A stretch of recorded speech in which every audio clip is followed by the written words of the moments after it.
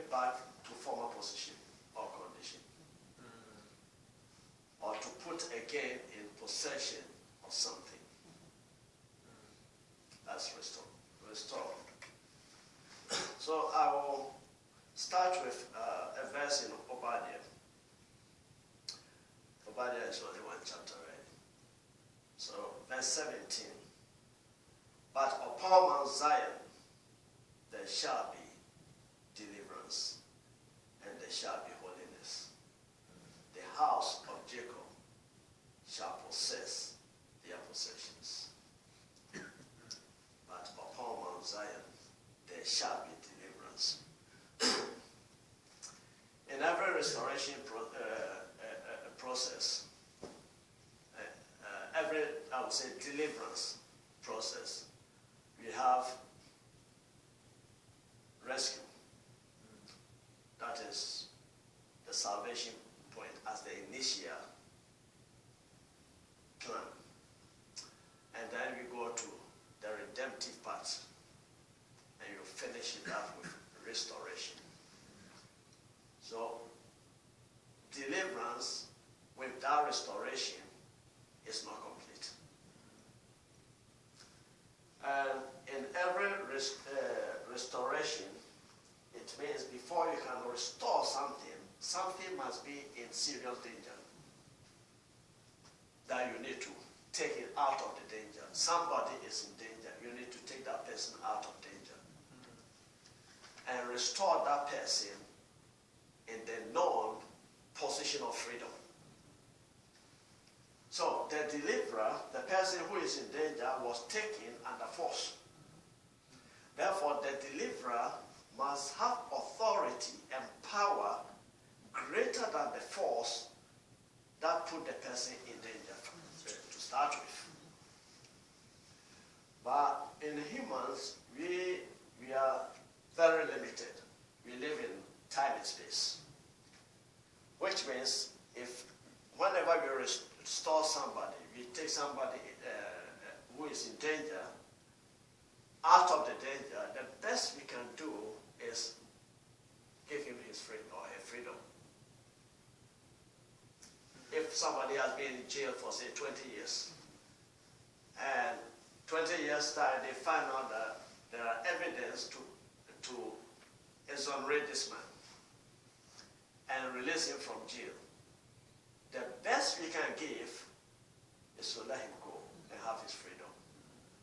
But the guy has spent 20 years in jail. We don't have the power to go back in time to restore that 20 years for the man. That's right. On May 7th, 2013, there was an incident in Cleveland, Ohio. There were 3 women who were adopted by a guy called Ariel Castro, and kept this woman in 3 women in his house for a period of 10 years. And FBI got a tip-off. Thankfully enough, FBI were able to rescue these 3 women,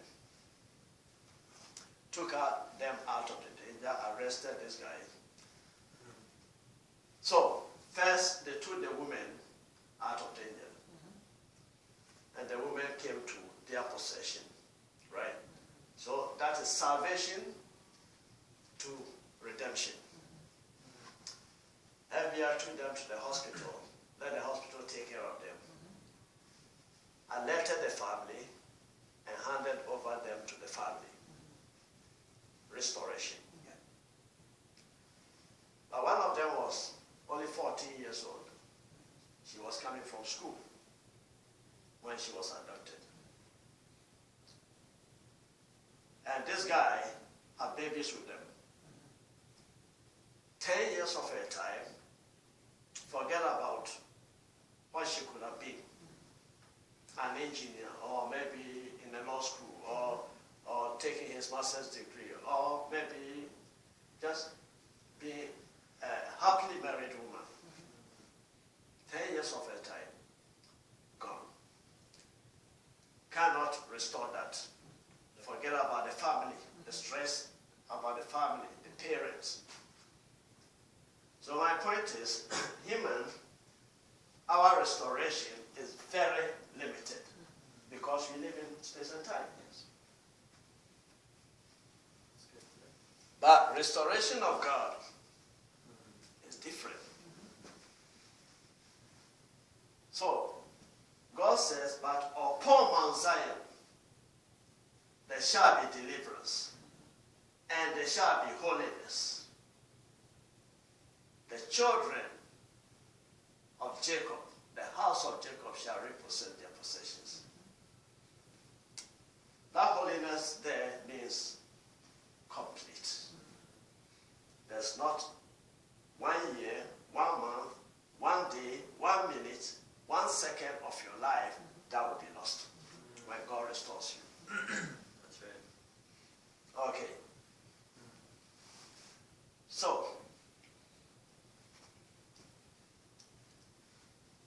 let's come closer to home. Like in the church. Somebody demon possessed. And he got deliverance here in the church. The best the church can do is cast the demon out and let this man get his life back. That's the best the church, as humans, we can do. But because we are dealing with God, it's a different story. So how does God go about restoration? You see, God moves by principles and covenants. So when I hear people say God moves in mysterious ways, anyone who says that does not understand the principles of God. Because he lays this principle down before he created man. Yes. Every principle. And he said, I am God. I do not change. So if you say he moves mysteriously, you don't understand his principles. Joseph, he showed him in a vision, this is what I'm going to make you. And then he told the family vision, and what happened? The brothers put him in a dungeon, lied about it that he's dead, saw him as a slave, went to Egypt, ended up in 17 years in jail. But when deliverance came, when the time of restoration came, you see, every second he has lost, God lives in eternity. So as far as God is concerned, he sees Joseph on the throne. Yeah. So he takes him out from the prison and places him where he's supposed to be, with nothing lost. Okay, Israel, in bondage for 400 years. They were there for 430 years, but the first 30 years was good. But 400 years they were in bondage. And what happened? When the time came for God to restore them, because Abraham, he has already called Abraham to Canaan, and they ended up in Egypt. So he's going to restore them back to Canaan. And what happened? He chose a deliverer. Took them out and took them to Canaan. And in God's restoration, you do not lose any time, right? So whatever progress that went on in Canaan, it did not belong to those people who planted the vineyard and built the cities. It did not belong to them because Israel not supposed to be where they were. Yeah. So he restored them to take over cities they did not build. Yeah. Vineyards they did not plant. Wells they did not dig. Yeah. That is God's restoration. It comes with whatever you have lost. Upon Mount Zion there shall be deliverance. Yes. There shall be holiness. And the house of Jacob shall possess their possession. So, it comes to the church. In our time, Sometimes I hear some stuff and I sit down and I wonder, where is it coming from? To understand the salvation of Jesus, the redemptive work of Jesus, we must first go back and understand God's purpose for humanity on planet Earth. And we have been going back to the same thing all the time, but every time you go back, it shows different light. So let's go back to Genesis. Genesis. Oh yeah, if you want to know principles of God, you will go back to Genesis all the time. All the time. Everything is there. So Genesis 1:26. And God said, let us make man in our own image according to our likeness, and let them have dominion over the fish of the sea, over the birds of the air, over the cattle, over all the earth, and every creeping thing that creeps on the earth. And then 27, he put that into action. Then the Lord God created man in his own image. In the image of God he created them, male and female he created them. Then 28, he set up a mandate and gave it to man. This is the reason why I am creating you. Then God blessed them, and God said to them, be fruitful, multiply, fill the earth, and subdue it, and have dominion over the fish of the sea, over the birds of the air, and over every living thing that moves on the surface of the earth. Let's fast forward to Genesis 2, verse 7. And the Lord God formed man and of the dust of the ground, and breathed into his nostrils the breath of life. The man he has created in the spirit, he breathed into him, and man became a living being. And verse 15, he took the man, then the Lord God took the man and put him in the garden of Eden to tend, to cultivate and keep it. And the Lord God commanded the man, saying, of every tree of the garden you may eat freely, but of the tree of knowledge and good and evil you shall not eat, for in the day that you eat of it you shall surely die. So, up to this point, from there on until the serpent came in, was there any need for salvation?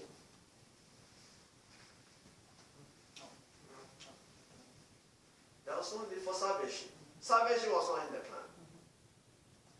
And man, up to that point, God created man to live forever with him, have communion with him, and let him, the air, heaven, what is in heaven, flow through him. That is why he made the garden as how he intended the whole earth to be. So the man can take the garden and spread it across. That was God's purpose. So God never intended to create man for heaven. We must get that very clear. Heaven was not created. I say, Psalm 115 verse 16, the heaven, even the heavens, is for God. But the earth, he has given it to the children of men. That's the word. Okay.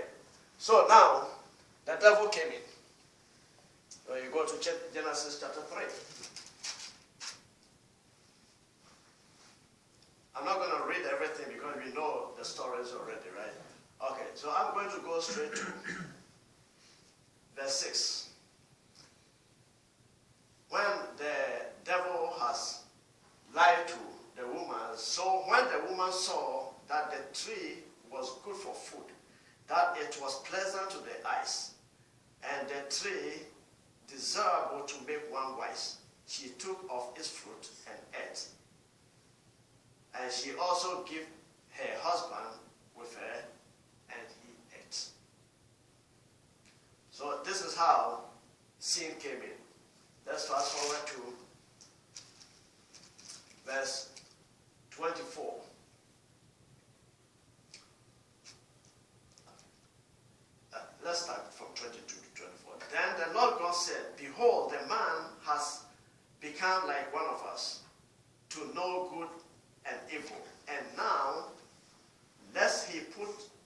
his hand and take also the tree of life and eat and live forever.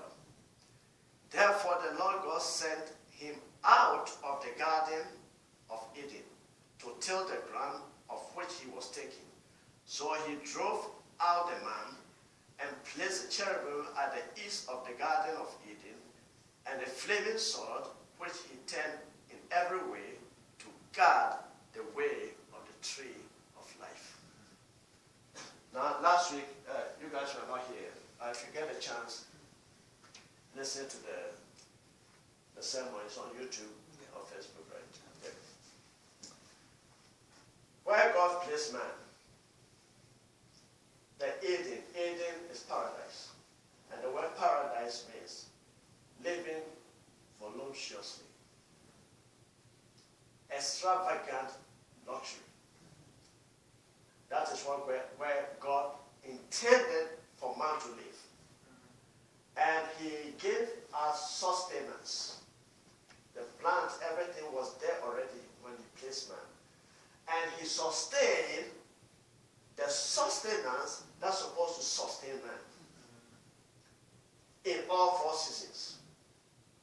So your sustenance will never run dry regardless of the season. That was the intention of God. So when people think you are a Christian and you're supposed to be poor, you do not understand the purpose of God. No, you don't. You have not a clue. Yeah. And when God restores you, remember, he's going to restore you to the original place, and it's not at how you left it. Mm-hmm. However, it has progressed. Yeah. Everything belongs to you. Mm-hmm. So even that time we thought it's luxury. There's a dispensation of glory coming. Say, eyes have not seen, neither ears have heard, neither has it entered into the heart of man what is about to come. But the people, you will get there, who will enjoy it, who will get to that dispensation, people of faith. Because that kind of, you go into heaven stuff, will not take you there. So, we all know by grace we are saved, right? By grace we are saved. Matthew 22, 37 to 40. When the Pharisee lawyer asked Jesus, what is the greatest commandment? And he said, love the Lord your God with all your heart, all your soul, all your mind. That is the first and the great commandment. And the second is like this. Love your neighbor as yourself. On these 2 commands are all the laws and the prophets. And these 2 commands hands all the laws and prophets. Every kingdom law, every kingdom covenant, every kingdom principle, every God's purpose lies on this principle, on these 2 laws. And he gave a mystery that I revealed last night. Those 2 laws lies in 2 dimensions. You have the vertical dimension and the horizontal dimension. Now the horizontal dimension is the earthly dimension. And we have the vertical dimension, which is a spiritual dimension. Salvation is great. It's by grace. That is why you don't have to work for it. Yes. Yeah. You say, by grace you are saved. Ephesians 2:8 and 9. By grace you are saved. It is not by your works that any man should boast of. That's right. Yeah, that's right. For instance, we have Syrian refugees coming to Canada, right? Canada, by grace, have opened their doors for these people to enter. They didn't have to do anything. So they are here. They are going to be citizens. They will have the same rights me and you have, or whoever born here. Yes. Same rights. Same rights. But they enter this country, it is up to them. Some will take advantage of the rights and the quality of life, quality of education here to better their lives. We will get lawyers out of them, doctors out of them, engineers out of them to help build the country. Yeah. And you will get some too who will stay home and make babies. Yeah. And be on social service. Why? Because the more babies you make, the more money government gives you. Yeah. So, grace has given you entry into the kingdom. But what you do in the kingdom depends on you. People have been in the church for 20 years, 25 years, and they're still drinking milk. The devil is not impressed about them. You can drink milk all you want and get saved and you go to heaven. That's good. But those the devil are after are those who know who they are and will do the assignment on your life to glorify God. That is where the vertical dimension comes in. Grace is the horizontal dimension. Now, how does the vertical dimension come in? By God's purpose. God's purpose.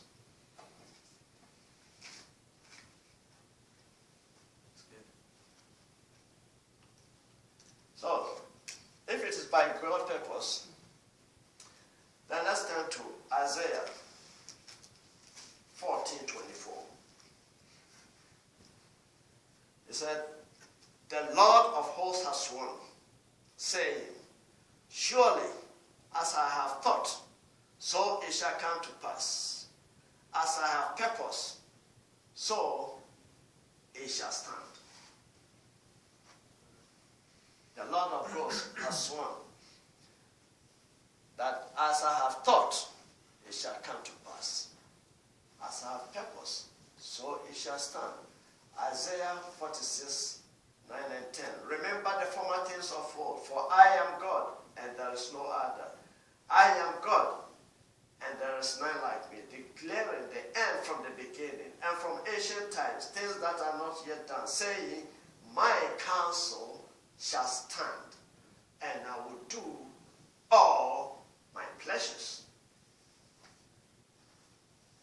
So, that is the importance of God's purpose on earth.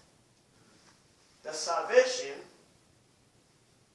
He has sent Jesus to come and set us free. Because immediately the sin came in, He put salvation plan in place. In Genesis 3:15. And He said what? Genesis 3:15. He told the serpent,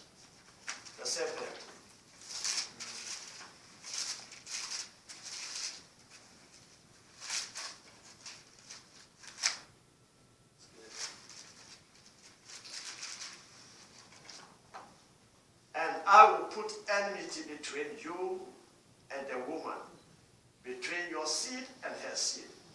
He shall bruise your head, and you shall bruise his head. That was the seed He was sending to save us. And that was who? Jesus. Yeah. His name shall be Jesus, because He shall save mankind. Yeah. So He sent Jesus to us. And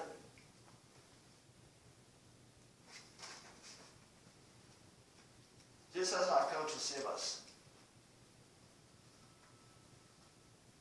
But in the end, before Jesus went to the cross, He prayed.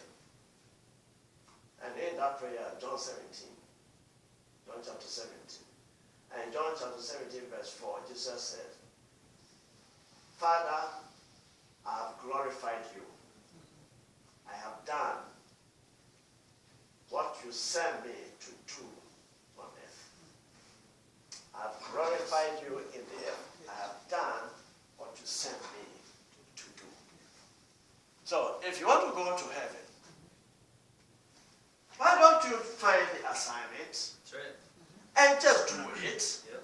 So when your time comes, you too can say, Father, I have glorified you on earth. I have done what you sent me to do. Amen. Because every purpose that is not done, the devil wins. Because his aim is to stop you from God's glory. So if you think you want to get saved and forget about everything here, because you're going to walk on diamonds and gold in heaven, your life for eternity would depend on what you did, whether you did your assignment or not. That is how you're going to live in eternity.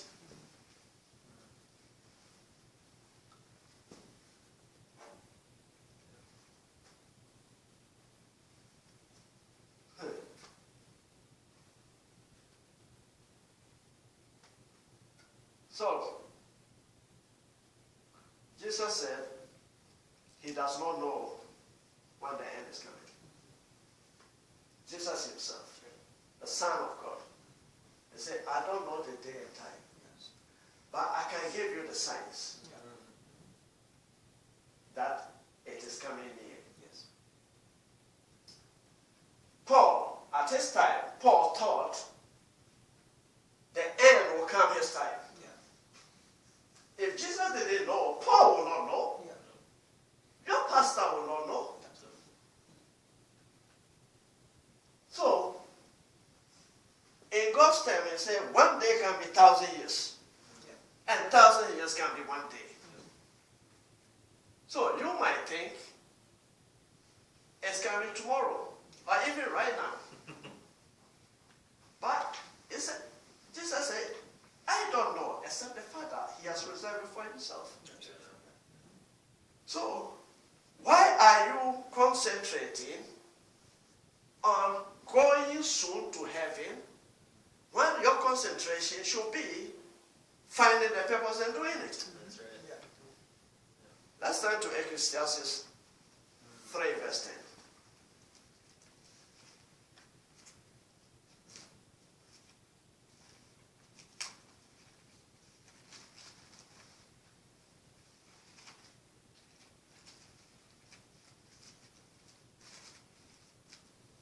Ecclesiastes 3 verse 10. I have seen the God-given task with which the sons of men are to be occupied. I have seen the God-given task with which the sons of men should be occupied. So, Jesus has come to save us. We know, we believe that he has saved us by grace. By believing in your heart and confessing with your mouth, you have salvation. And it is guaranteed. And once you are saved, he said, I redeem you to myself. So you know, he has redeemed us. Right? But what about restoration? How many of us even understand the restoration of Christ? The restoration work of Christ. How many of us even understand that? When Jesus was born, 3 wise men went to Bethlehem. Remember? To worship the newborn king. Now, if you know something about kingdomship, you cannot go from one kingdom to another king to worship another king, unless the kingdom you are coming from is under the king that you are going to worship. This is kingdom teaching. Okay. These people came from the east. They were not from Israel to worship a newborn king. Why? Because he's the king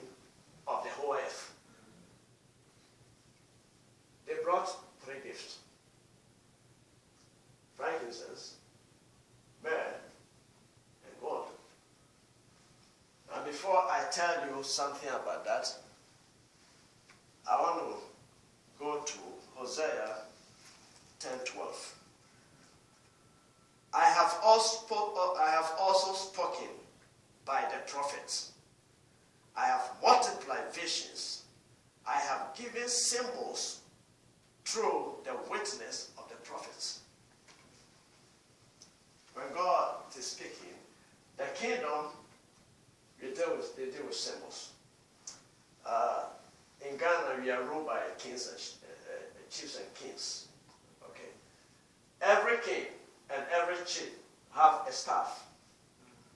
It's 100% gold, pure gold.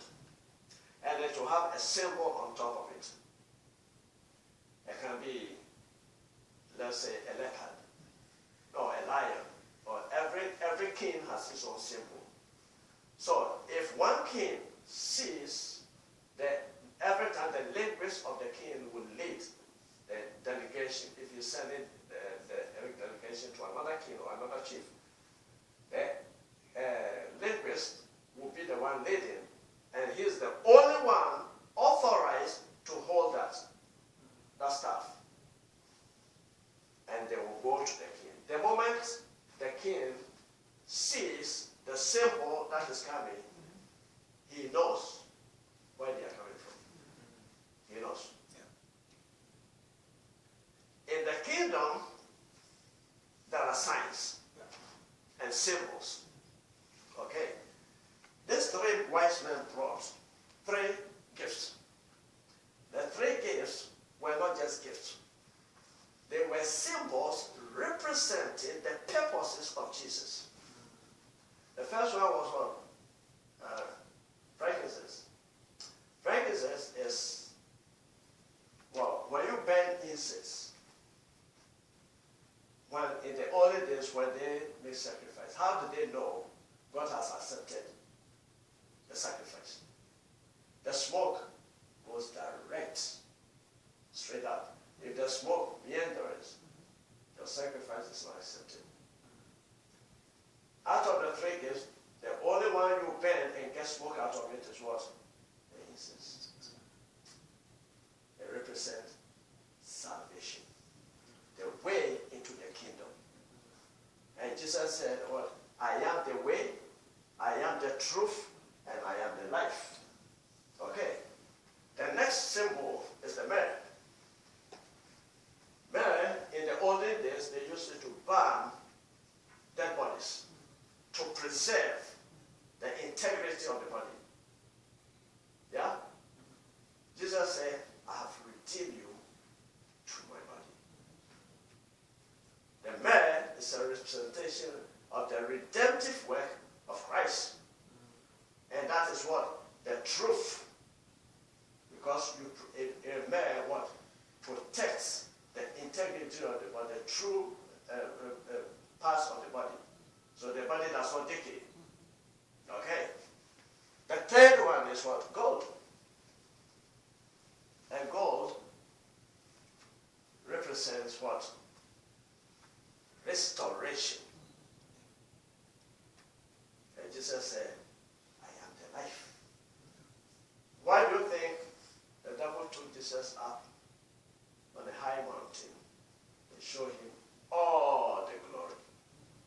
If you bow down and worship me, I give all to you.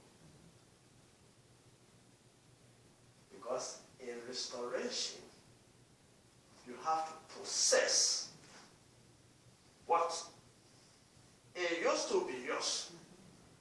But for some reason, you have departed from it. You have been put in a place of disadvantage. But when God restores you back to your original position, it's not just your restoration. Everything that is there belongs to you. And it has to come to you. Because the recompense of God. But some people who understand this principle, and in our time, it's working for them very much. The pastors who don't understand this stuff, call them prosperity preachers. Though some of them are abusing the system. No doubt about that. I am talking about some understand this principle and they're benefiting, why?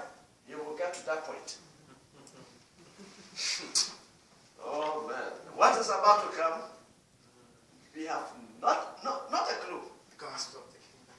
Not a clue. In fact, Jesus gave us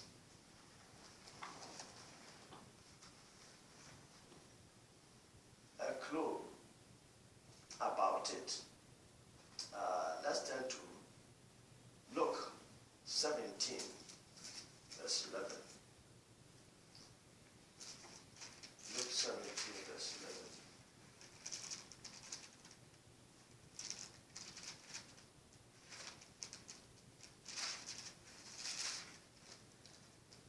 To 19. Now it happened as he went to Jerusalem that he passed through the midst of Samaria and Galilee. Then as he entered a certain village, there met him 10 men who were lepers, who stood afar off. And they lifted up their voices and said, Jesus, Master, have mercy on us. So when he saw them, he said to them, Go and show yourself to the priest. And so it was, as they went, they were cleansed. And one of them, when he saw that he was healed, returned and with loud voice glorified God, and fell on his face at his feet, giving him thanks. And he saw he was a Samaritan. So Jesus answered and said, Were there not 10 cleansed? But where are the 9? Were there not any found who returned to give glory to God except this foreigner? And he said to him, Arise, go your way. Your faith has made you whole. I did not understand this until when he was teaching me this. You see, like I said in the beginning, man, we move in space and time, which means I can be in this place at this particular time and nowhere else. I'm limited. Okay, so when we rescue somebody from danger, deliver someone from danger, we can only restore to the person's freedom to him or her at that particular time. We cannot go back in time and restore the past to the person. Okay, so here Jesus is teaching us both. How man restoration, the limit where it limits, and God's restoration. He healed, he cleansed 10 lepers. Okay, 9 were cleansed. They obeyed the command he gave them. They went to see the priest. They were cleansed. No more leprosy. But that is all they get. From that point on, okay, go and live your life. They are in freedom. Yeah. That's how humans, we rescue people. Okay. But the one who returned to Jesus, and he said, "Lord, go your way in peace. Your faith has made you whole." He was cleansed. The word whole there he used is, I have made you complete. I have restored all your past back to you, plus where you are. Yeah. And it is faith. Yeah. Only faith. That will give you that. But you go back to the vertical purpose of God. In Ephesians 2, 8 and 9, say, by grace you are saved, right? You did not work for it, so you cannot boast of it. That is salvation. And Jesus has redeemed you. But to go to restoration, it takes faith in the spirit to do that. You cannot go to restoration without faith. So a typical example he gave is Israel. When they sent, they were going to through the wilderness, they're going to Canaan. And God said, I specifically told them, take each leader of each tribe. He did not just choose 12 people to go and spy the land. No, he chose leaders of every tribe, the 12 tribes, to go and spy the land. When they came back, 10 of them preached something. Yes, the land is as good as it can ever be. The fruits, we even brought some to show you. A bunch of grapes, 2 people have to carry on their shoulders. But the cities are fortified. The people are mighty. In fact, you compare us to them, you look like grasshoppers. Yeah. There is no way you're going to defeat them. There's no way we can possess this land. Only who? Caleb and Joshua preached something different. By faith, we are well able to take this land. Let us go at once, because the God that we know, he will go ahead of us. Yeah. It is not you doing it, it's the divine intervention that is doing it. The same way the church has arrived at the bank of Jordan. There has to be restoration. If restoration doesn't come, the work Jesus did on the cross is not complete. The restoration must come. And we know the end is coming. The signs he gave, they are all here. Except few. And what are the church leaders preaching? Forget about restoration. You are going to heaven. Yeah. That's what we're preaching. Yeah, absolutely. Except the truth. He said, majority in the end will preach. Yes, we can't take down there's nothing for you to possess, nothing for you on this earth. Forget about here. You are going to heaven.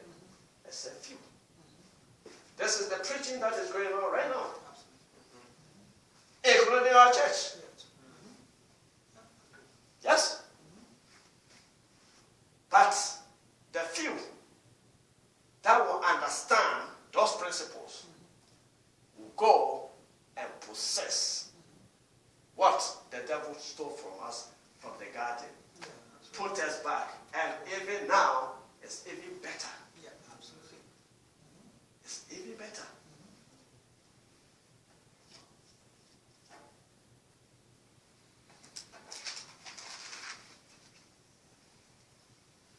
So,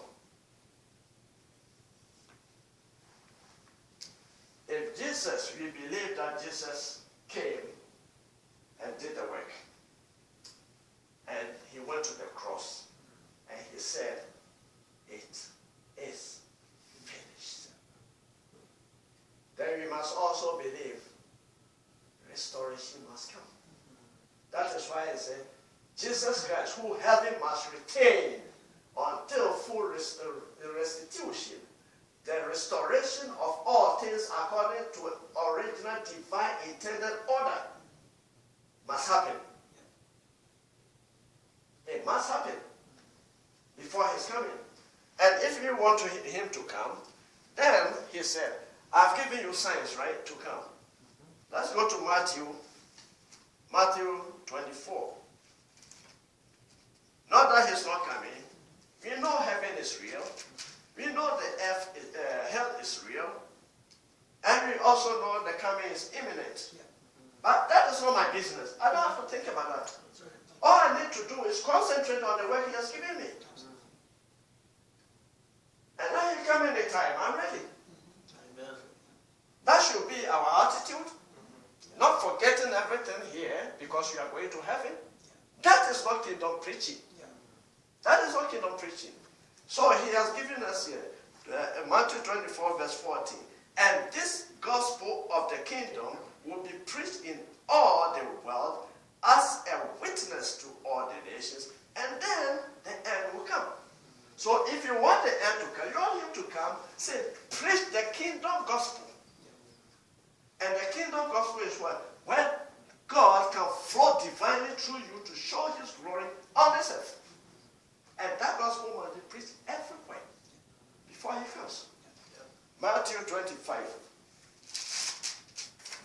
45 to 47. Who then is the faithful wise servant, whom his master made him ruler of his household, to give him food in due season? Blessed is the servant whom his master, when he comes, he will find him so doing. Yeah. Absolutely. That must be our concentration. What we're supposed to focus on. Instead of leave everything here, we are going to heaven. Absolutely. But the same, it's amazing. The same preachers can preach in the same gospel. That forget about here, we are going to heaven. But the same preacher said Jesus is coming tomorrow. And he said he is coming to rule over this earth. According to Isaiah 9, verse 6 and verse 6 and 7.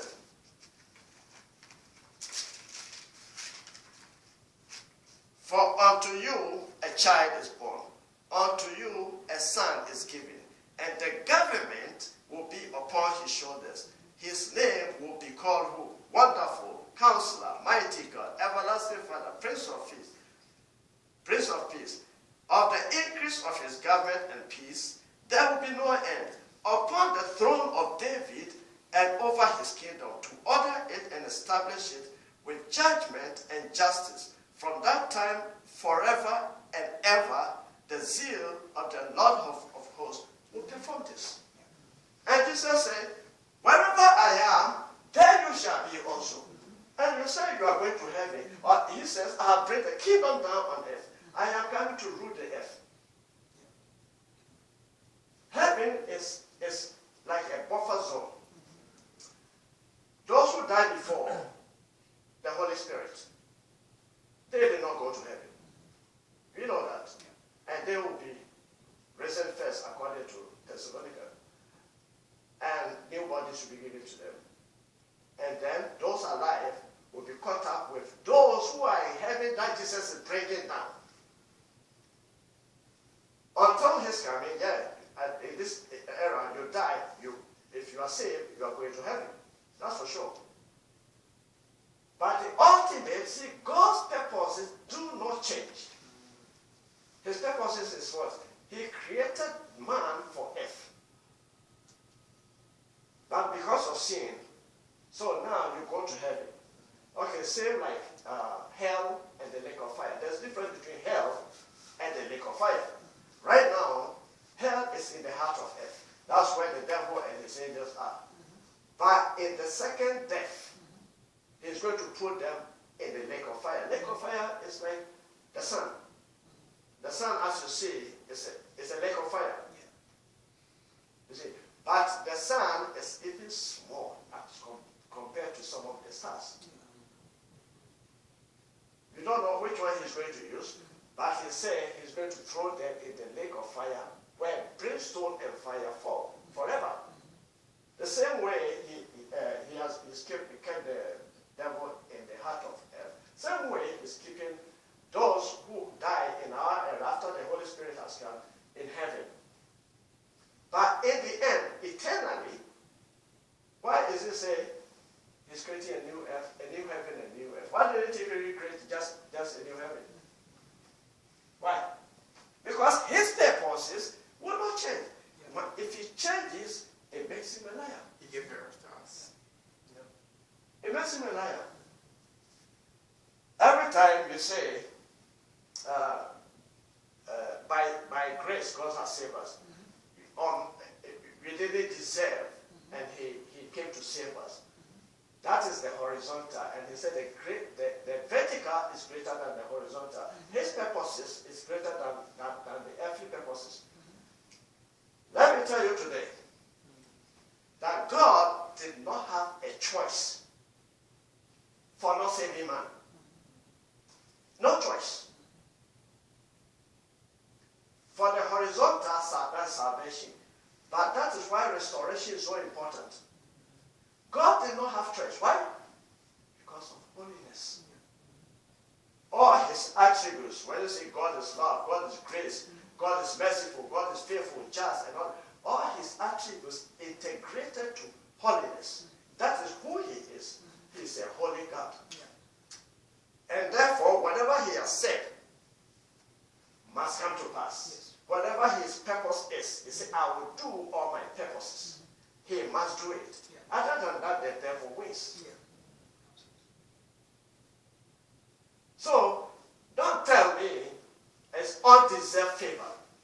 Yes, we did not deserve for him to save us. But he knows Yeah. he didn't have a choice. And that is how important we are to him. He did not just come and save us to go to heaven. He saved us so you can be restored to the original environment, and through his spirit, you can bring heaven down on earth to fulfill your purpose and complete it. So you can also say, I have run the race. I have finished the course. And there await for me a crown of righteousness. That's right. So this is the first part. Now next time, next week when we meet, you're going to take the journey of Israel from bondage to restoration. It's a model for the church to go through. And if Israel arrive in Canaan, the church must also arrive in the garden. Yes. Absolutely. Amen. We must also be there. So next week, we're going to break that one down. That's awesome. So for now,